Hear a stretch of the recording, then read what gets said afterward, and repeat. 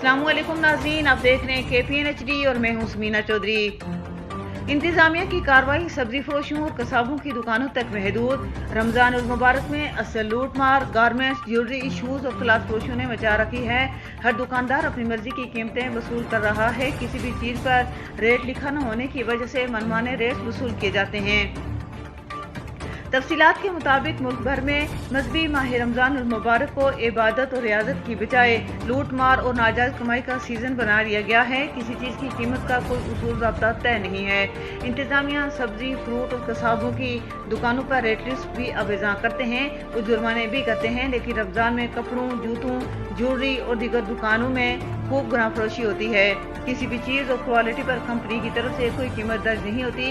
यही वजह है कि दुकानदार चीज़ों की कीमत के बजाय अपनी दुकानों के मयार के मुताबिक रेट मुकर्रर करते हैं। जितनी बड़ी और सहूलियात वाली दुकान होती है उतनी ही गैर मयारी चीज़ भी और कीमत ज़्यादा होती है।